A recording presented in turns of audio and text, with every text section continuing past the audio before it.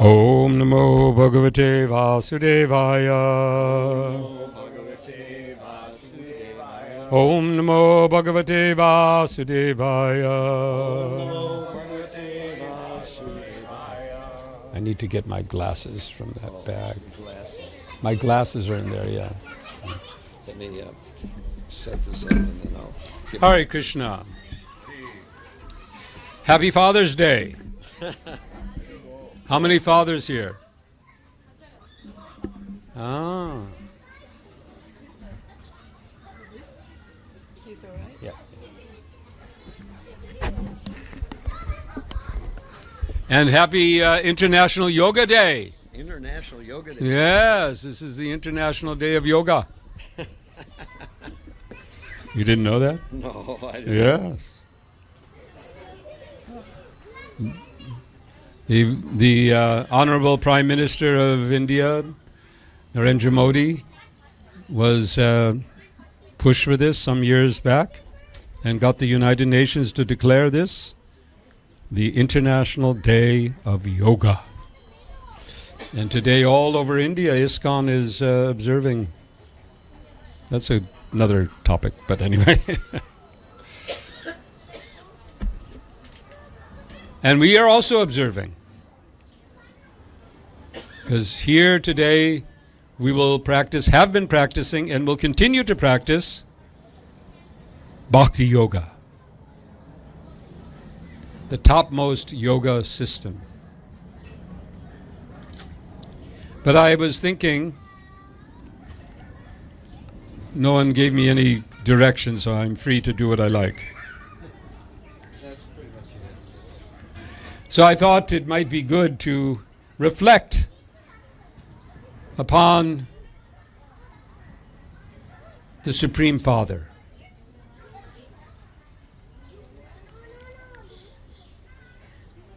I hope all of you are reading Srimad Bhagavad Gita. Raise your hand if you're reading Srimad Bhagavad Gita. I should actually say, raise your hand if you're not reading Srimad Bhagavad Gita. Then we can get you embarrassed.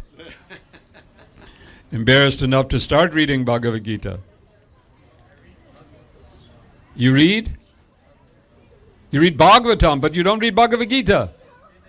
You finish. What does you mean you finished it? You never finish Bhagavad Gita. When you finish one time, you go back and you start again. Continuously.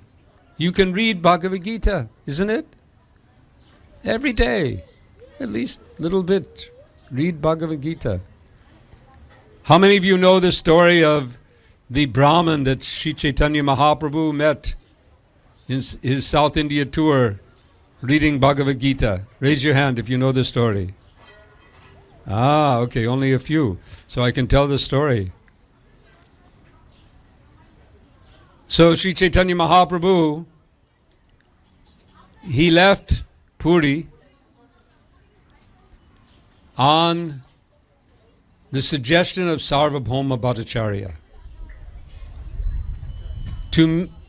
Principally, I mean, there were many reasons, but the prime reason that Mahaprabhu, although he had just arrived in Puri, he had just come there, and that's a whole other story, why he came and how he came.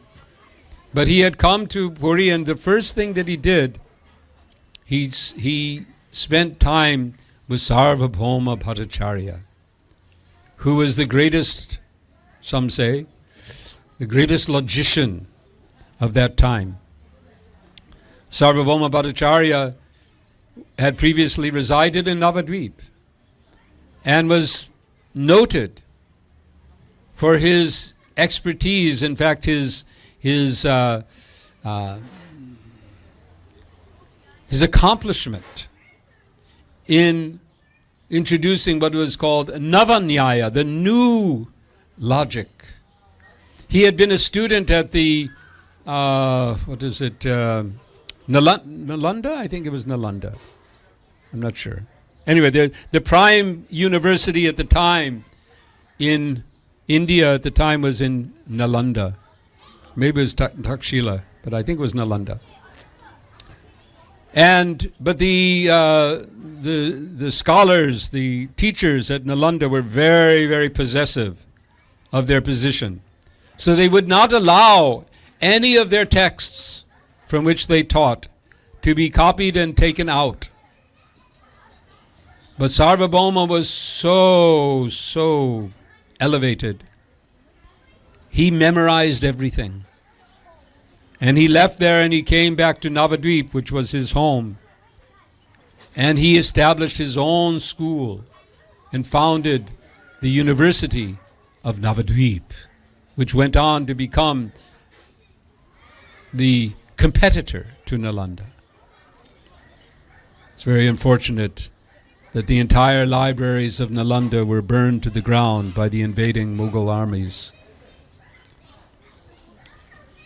But Sarvabhauma had left Navadvip prior to Mahaprabhu's, perhaps not exactly sure the dates, but before Mahaprabhu returned from Gaya and began his Sankirtan, Sarvabhauma had already left and gone to Puri.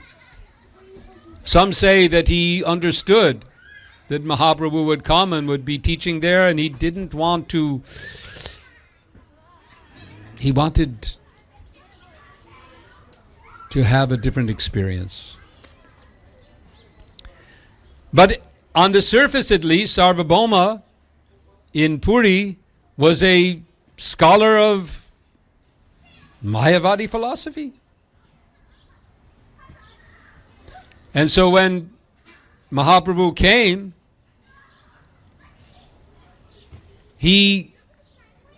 you may all be familiar, I hope you're also reading Chaitanya Charitamrita, and you know that when Mahaprabhu arrived in Puri, he went ahead.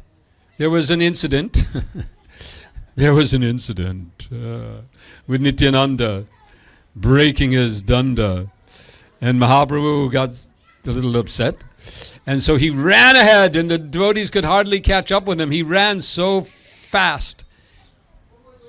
From the Atara Nala, he went straight to the temple of Jagannath. And upon seeing Lord Jagannath, he became overwhelmed with love of Krishna. He had been, since meeting Ishvara Puri, since beginning his chanting, his Sankirtan, he's simply crying, where is Krishna, where is Krishna? And now he comes and there is Krishna, and he faints in ecstasy. The pandas of the temple, they think, here's another one. One of these mad fellows who exhibits some sort of, madness in the temple.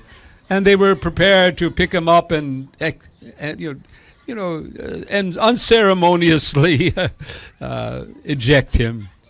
But Sarvabhauma happened to be there right at that moment. And he could detect, this is no madman. And he asked them to bring him to his house. He first tested whether he was still even alive by holding some cotton by his nostrils, and could see that although his breath was so faint, just enough the cotton moved to tell that yes, there was still life in that body. He brought him to his house, and after Mahaprabhu's coming back to external consciousness and some pleasantries, he then remained in his house. Sarvabhauma said, "You are sannyasi. I can help you with your study of Vedanta." And for 7 days, Sarvabhauma extolled, taught from the Vedanta. And Mahaprabhu sat quietly listening till Sarvabhauma turned and said, "Well, you've been quiet all this time. Perhaps I'm not explaining things in a way that you can understand. I can make it simpler." Mahaprabhu responded, No, of course I understand Vedanta perfectly, but what you say, that I find very bewildering." Oh?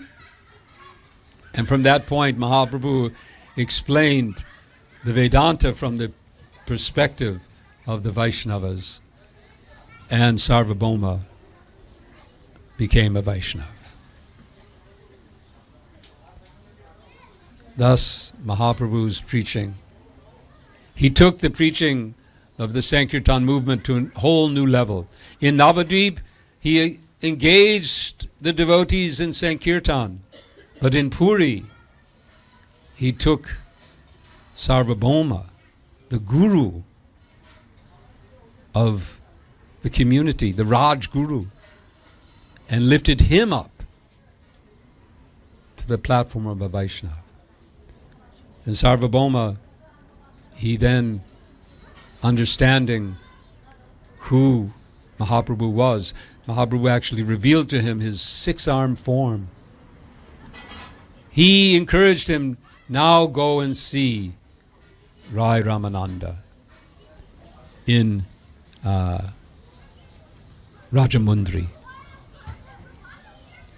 Because he understood something of Mahaprabhu's desire to experience, to taste, to understand the love of Sri Radha. And for that he needed the help of a proper guru. And Sri Ramananda Roy, being the very incarnation of Sri Vishaka Devi, was the right personality. On the way, this is a long introduction to a short story, that he met one Brahmin. I think it was on the way to Rajamundry. Maybe it was after. I can't remember actually. And this Brahmin was sitting in this village, and he was noted by Mahaprabhu as someone very special. He was reading the Bhagavad Gita, it appeared, and crying. But as he was reading, apparently, and crying, there were townspeople around laughing at him. This was very strange. So Mahaprabhu approached him and said, "What are you doing?" And the Brahmin responded, he says, "Sir, Lord, I'm actually illiterate. I don't know the Sanskrit language. I don't understand it. But my Gurudev has ordered me to read Bhagavad Gita. So I'm reading it, though I don't understand it. But as I read, I'm remembering. I'm remembering how Sri Krishna accepted the role of the chariot driver for Arjuna. And thinking of that love, I simply cry." And Mahaprabhu embraced him and responded and said, "Yes, you are the true scholar of Bhagavad Gita." So let us approach Bhagavad Gita in that same mood, understanding this as Krishna's love song. It is a song of God, but it's a song of love. The spirit of Bhagavad Gita is imbued with Krishna's love for Arjuna. The whole message, although Krishna explains many, many things in the Gita, ultimately what he's trying to tell us is one very, very simple thing. I love you. I love you. Day before yesterday, my wife and I were on our daily walk. We like to take a walk. And we happened to be walking through Prospect Park in Brooklyn. And there was a musical festival going on. It was Friday. Friday was a significant day for many in our region. It was Juneteenth, June 19th. I hope all of you know something of June 19th. You're living here in America, you should know. It's an important day, especially here in this area. It's the day that slavery, the final vestiges, the final slaves were finally freed in, I think it was Galveston, Texas, by force of the Federal Army. Although the government of the U.S. had declared, there was the Emancipation Proclamation, there was the amendments to the Constitution, but there were still some slave owners holding out. And it took the force of the army to finally eradicate slavery in this country. So it was a great day, and it is remembered as Juneteenth, June 19th. So there was a big music festival, and there we just happened to wander. We were trying to get from one place to the other side, and so and there was someone singing, something very, very beautiful. So we sat down to listen, and it was a spiritual singer, a singer of gospel songs. I hope most of you are not familiar with popular music today and probably have not heard of the name of Kanye West. Maybe you have. But anyway, she used to write songs for him. And she was singing a song. And the refrain of the song was, I love you, I love you, I love you. And initially you might think, well, this is a love song. But as we were listening, it became obvious that the person, or the personality, I should say, that was exclaiming, I love you, was God. And the other refrain was, let me in, let me in. So Krishna is saying that in the Bhagavad Gita, I love you. I love you. Let me in. Let me in. I'm there already. But open the door of your heart. It's like in our hearts, we put a wall between ourselves and Krishna. Krishna's been there. He's always there. He will always be there with us. But we've turned our backs, and not only that, we put an actual wall, a metaphysical wall, a mental wall, to shut out his voice. And listen instead to the voice of our desires, to the voice of the world. Most of you in the audience here, I think, are, well, of a certain age, but I can see some young people here, quite young. In the back there, I see. How old are you? Right back there, with the orange shirt. You must be in your, 19? Well, how old are you? 14! Ooh! Hare Krishna. You have a world, you've got something coming. I don't know, I may be, I don't know where I'm going to be in 20 years. But there are machines being built today that, with the intention of inserting the voice of the world into our heads electronically. Now it's it's done through this, right? This is the way that the voice comes in. And already, I'm sure all of you have seen people in the subways and walking down the streets, and they all got these little buds in their ears, and so they've got a voice. This voice is now going right in there, and they're making these now so that they don't have to even go through the ears They can go straight into the brain. Watch out. Watch out. Because the voices of this world are getting more and more invasive, invading our consciousness, shutting out Krishna's voice, making us turn away more and more. But Krishna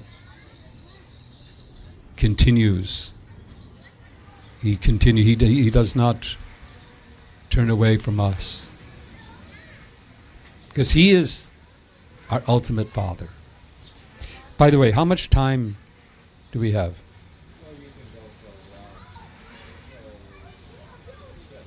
7. Okay, so another 20 minutes.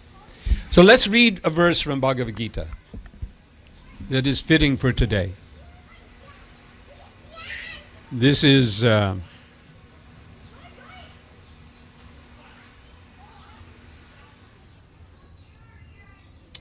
it's the 14th chapter, which is entitled The Three Modes of Material Nature. And it's the 4th verse. So Krishna tells us, Sarva Jonishu Konteya Murtaya Sambhavantiyaha Tasam Brahma Mahadjonir Aham Bija Prata Pita. So Krishna declares here, it should be understood, O son of Kunti, he says, it should be understood that all species of life, O son of Kunti, are made possible by birth in this material nature, and that I am the seed-giving Father. So Krishna declares here, and Prabhupada says, in this verse it is clearly explained that the Supreme Personality of Godhead, Krishna, is the original Father of all living entities. Krishna's our Father, our original Father. Mahaprabhu declared Krishna Mata, Krishna Pita, Krishna Dhana Pran. Krishna, Krishna, Krishna's mother, Krishna's my mother, Krishna's my father, Krishna's my life. This is the mood that we are aspiring for. What is bhakti? What is bhakti yoga? We're practicing the yoga of today, the International Day of Yoga, so let's do the yoga of bhakti. The bhakti yoga exercise. Of course, the exercises of asana and pranayama are all very useful. I wish I did more of it. I wish that I had become more accustomed to doing. Now I'm a little stiff, not so easy. I probably would feel a lot better if I'd practiced. So I encourage, especially you young people, do a little. It doesn't take much time to keep yourself. It helps. Of course, pranayama we can all do as we chant. As we're doing our japa, we can engage. Even Sanatana Goswami in the Hari Bhakti Vilas teaches a specific pranayama for japa. Very simple.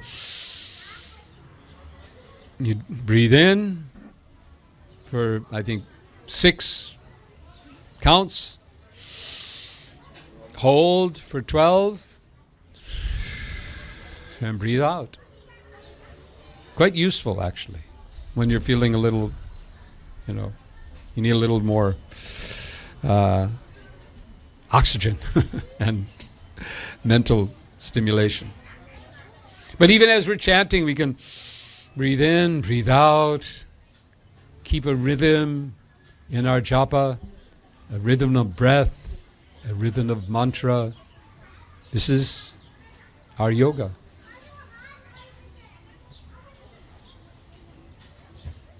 But the goal of our yoga is to awaken what's already there, our love for Krishna. Krishna's loving us. He is our Father. His love is unconditional.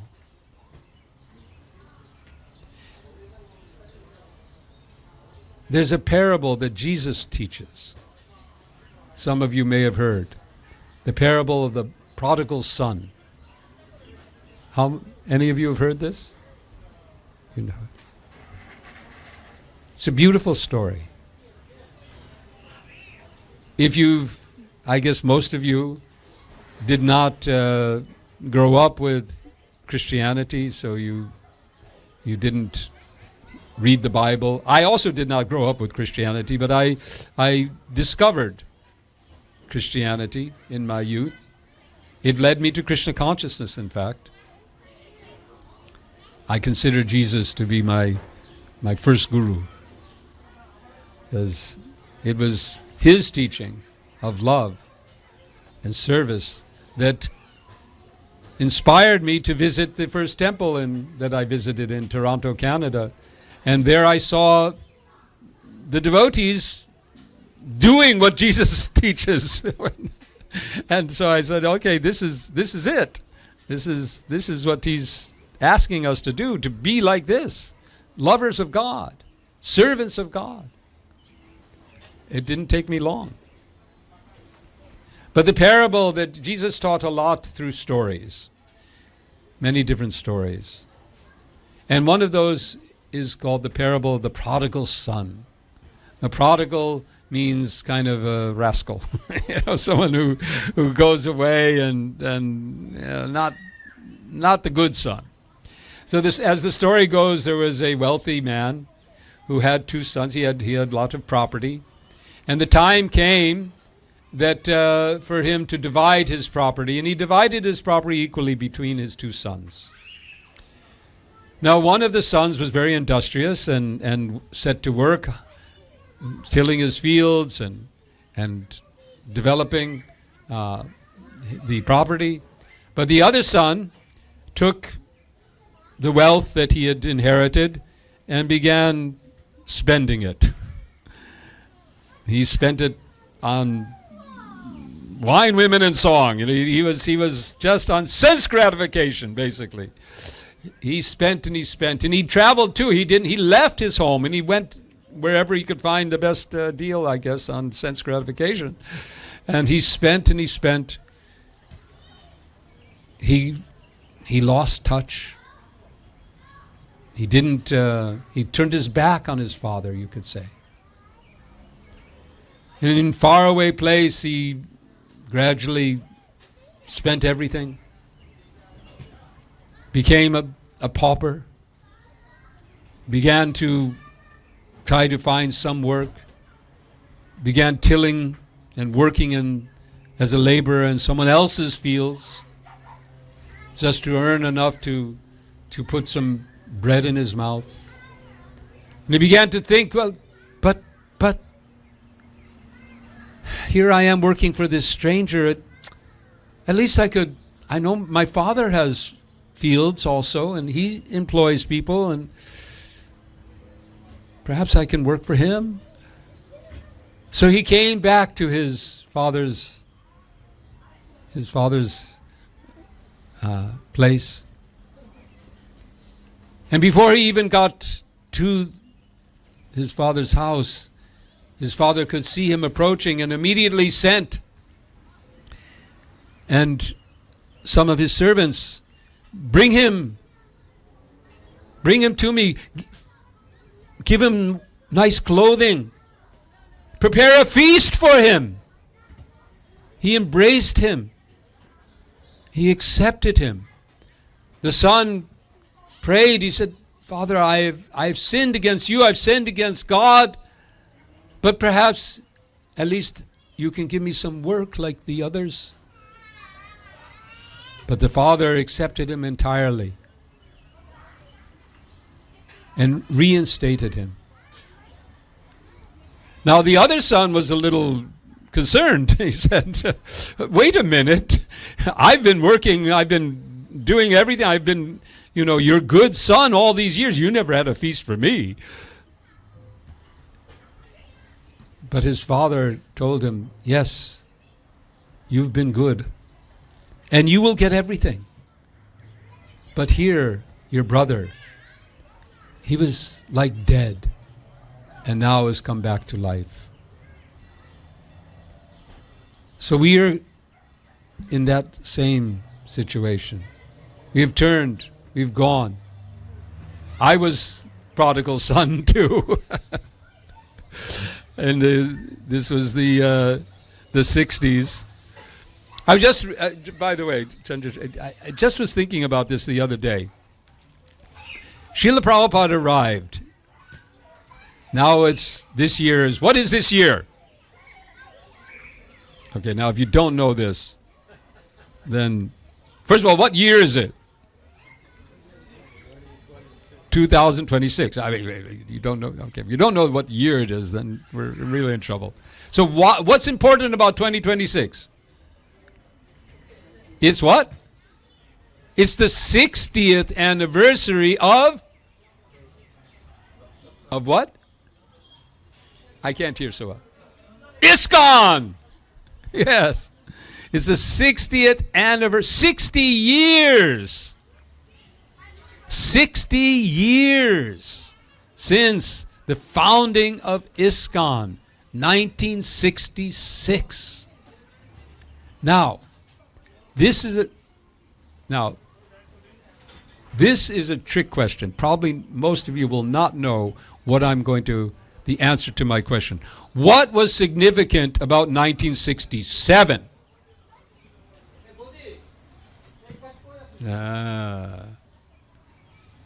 Now I'll give another clue. What was significant about 1967 in San Francisco? Okay, well, actually, it could have been. But if you looked up in a history book today and you asked, what was significant about 1967 in San Francisco? No, okay, I don't expect any of you to know. But you would find it was called the Summer of Love. 1967 was the year that 100,000 young people, they estimate, at least 100,000 young people from all over the country descended to a place called Haight-Ashbury in San Francisco. And they took over. I went in 68. I didn't get there in 67. But there was a phenomena, this amazing phenomena. And who appears in this middle of this? Srila Prabhupada. So Krishna had arranged for a summer of love and for the representative of the avatar of love, Sri Chaitanya Mahaprabhu, to come and be there and lead them in the chanting of Hare Krishna, Krishna Krishna, Hare Hare, Hare Rama, Rama Rama, Hare Hare. This was the arrangement of Sri Chaitanya Mahaprabhu. So Krishna is our father. As I was saying, I was a prodigal son. I joined that whole movement. I left my parents. I didn't tell them where I was going. I did a lot of crazy things. And when I ended up in Canada and I saw the devotees and I thought, these devotees, they're actually doing the work of God.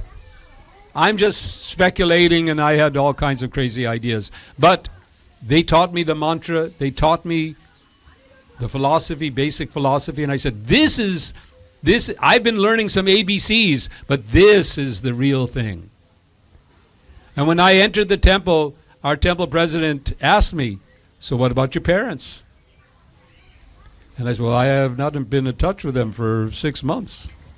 And he said, how? A devotee never causes unnecessary harm to anyone. So you call your parents. So the prodigal son called home.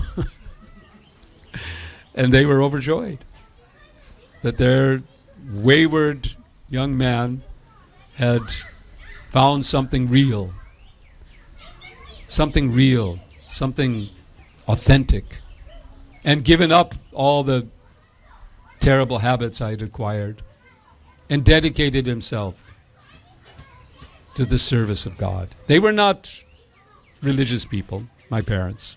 They were scientists and academics, but they appreciated because they knew the value of service.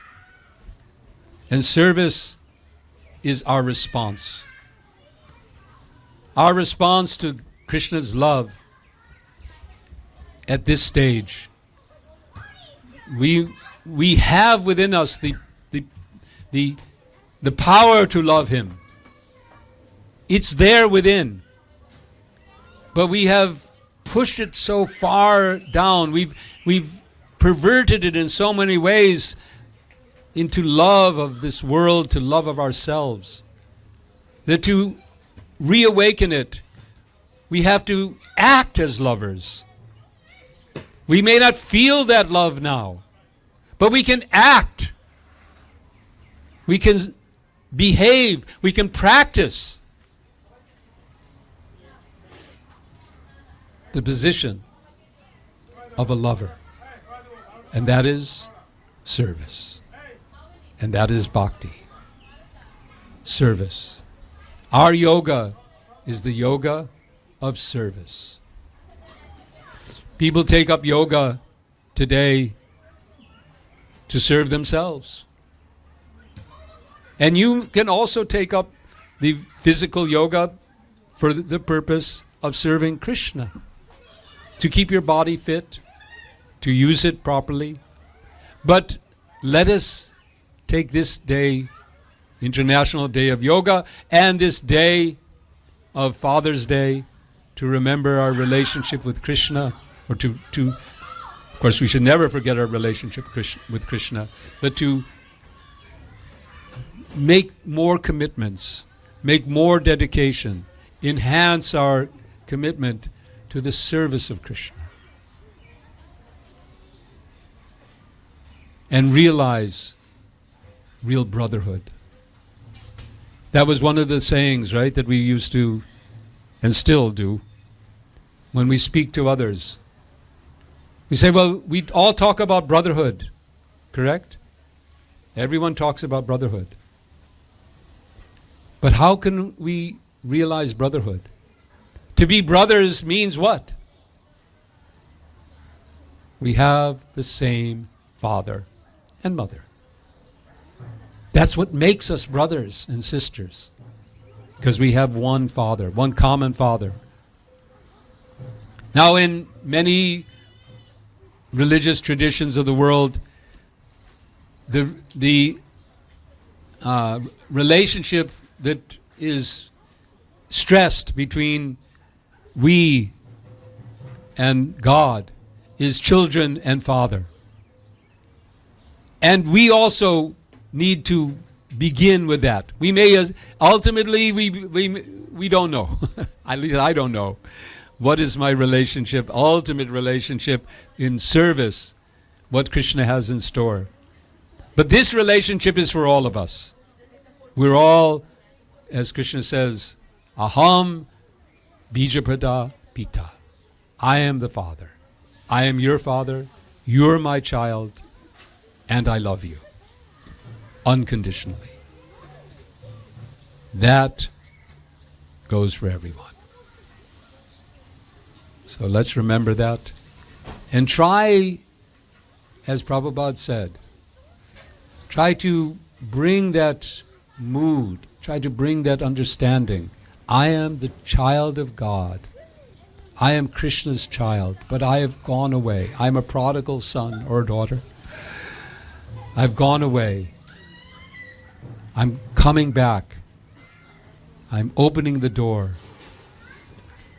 And let's cry out as we chant, Hare Krishna, Krishna Krishna, Hare Hare, Hare Rama, Rama Rama, Hare Hare. please, please, Lord, engage me, accept me as your servant. Thank you. Hare Krishna. Jai Shri Prabhupada. Hare Krishna. I'm on time. So maybe we can take a question or two. Yes. I would like to ask a simple Questions? question. Yes, that Okay. God loves us, and we kind of have a sense that God loves us, but why do we not pay any attention to it? Why are we lost in this world? Why? The big why. There's a supermarket like that, right? The big why. Do you have big Y's here in Long Island? No, I No, it's a never seen Connecticut supermarket chain. The big why. The big why. Why? We keep asking ourselves, why? Why don't I? Why don't I just stop? Why do I keep going with my material desires? Why can't I just think of Krishna? Why can't I chant the holy names with attention? Why is it that, how many of you are familiar? First of all, how many of you chant every day? Okay, so you're all chanters. Now, you chant every day. How many are quite familiar with the aparads, offenses to chanting? Okay, so those of you who are chanting daily, now your next task is to understand what is called nama aparad, because nama aparad is what needs to be cleared away for you to achieve the full result of your chanting. So, those of you who are familiar with the offenses, what is the 10th offense?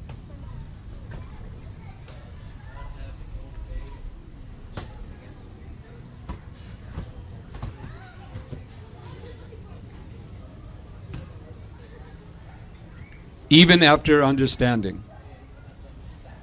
Right. The Sanskrit says, Nama Mahatmya Shrutopi Priti Rahitonara Aham Mameti Paramo. Something Aparadakrit. Nama Mahatmya, hearing the glories. We've heard the glory. We've heard everything about Krishna's loving us. We've heard all of that He's here, He's in His name. We've heard all of this. And yet, Priti Rahito, full love in our hearts has not come. Why? Why? Aham Mameti Paramo. The Sanskrit says, Aham Mameti Paramo. Aham, because we've made Aham Mameti, me and mine, Paramo. We made the most important thing in our lives, who, what? That, if we did that, there'd be no offense. We'd have love. But we don't, because we still have Aham Mameti. We still put ourselves in the center. We still think of ourselves. We don't have Trina Adapi Suniche, we're not Trina Adapi Suniche. We're not humble like blades of grass. Who here feels like a blade of grass? Lower than a blade of grass. Be honest. Anyone here actually feels that I am lower than a blade of grass? I certainly don't. Prabhupada translates humility as not wanting any honor for oneself. That's a high bar. even we can say, "Oh, I don't want any honor." But really, truly, what happens when someone doesn't give us the honor that we expect? Or maybe we just reflect. Anytime you do something that you think is very good, that you've done something nice, right? Just see how often you think, who noticed? Did someone notice? I did something good here. And they'll say something, and they'll praise me, or they'll praise somebody. That my name will be. Honestly, this is where we are. That's my best answer to your question. There are probably many more answers. Yeah, it's kind of a perennial question. And it's the big why. So, Krishna, come here and talk into the mic, so we'll get you on tape or on recording.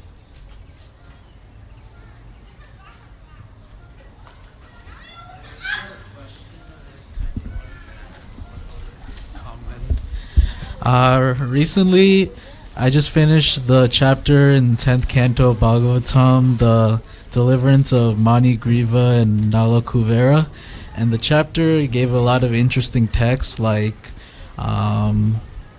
you have to be a poor person is able to understand the pain of poverty compared to a rich person, and I think and there was a lot more verses, and I think as the chapter went along, I saw how humble they became from being proud demigods to tree Arjuna trees. Yes, they did.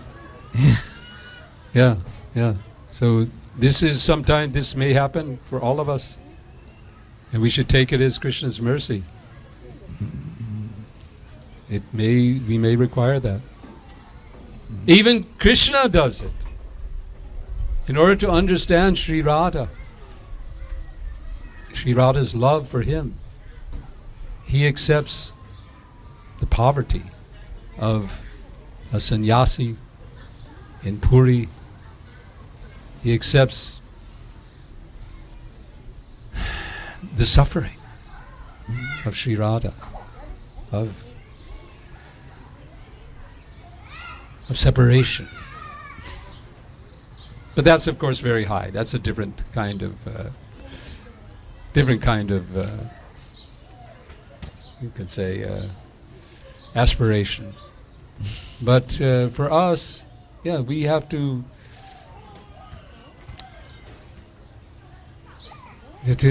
get into service, a mood of service, trying to put Krishna in the center. So, I don't want to take too much. I don't know what is the. I'll leave. Maharaj can. Okay, lead us. we'll just see. Is there anyone else who has a question? Can come up to the microphone Or a comment. or a comment. Something right. to add. A Father's Day story.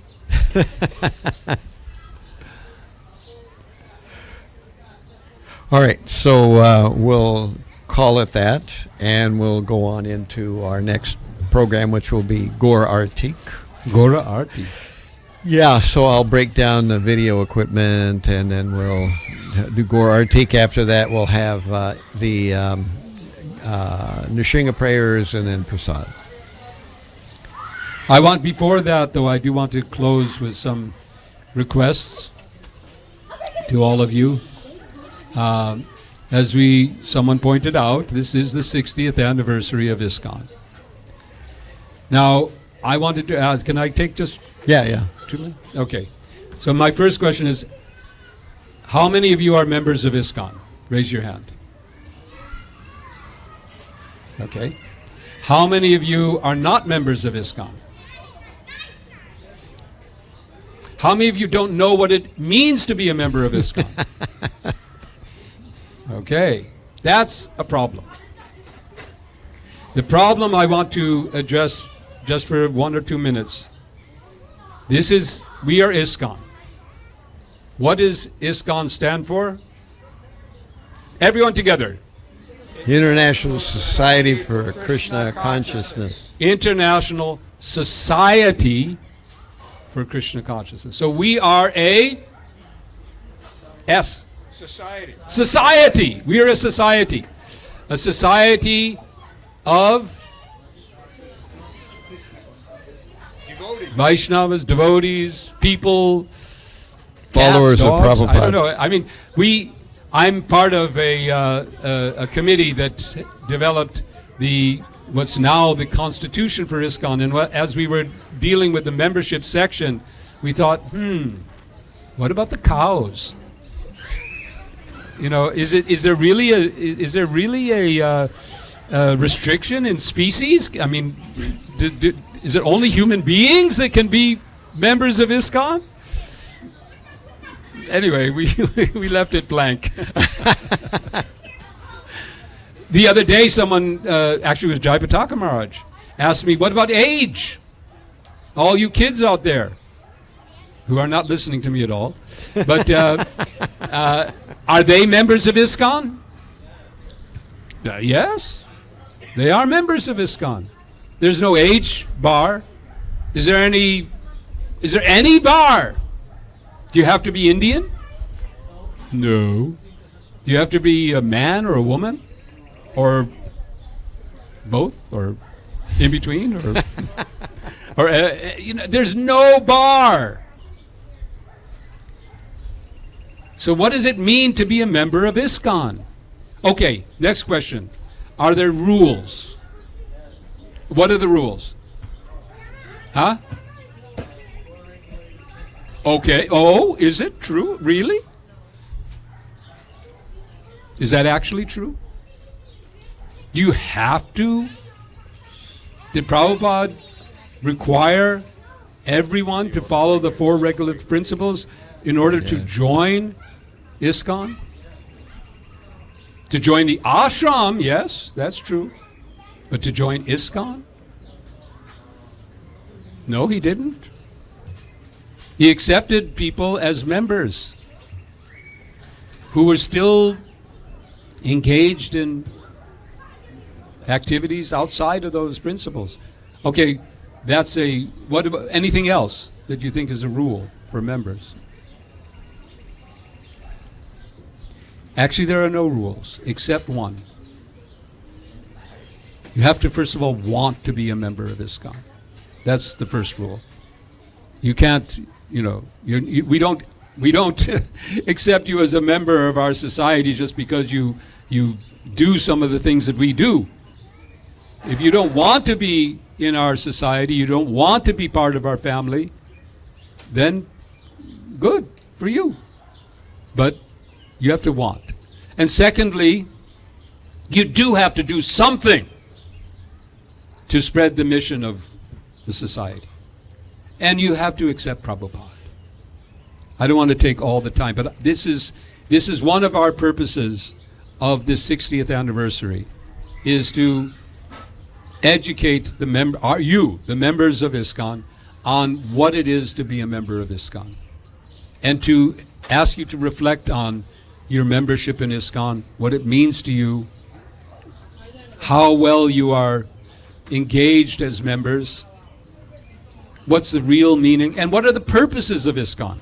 This is something that I'm working on personally, and I'm hoping, we're working actually on a campaign called the 7 Purposes Campaign, to get all of us to really go deeply and understand the purposes of ISKCON and how we are serving those purposes.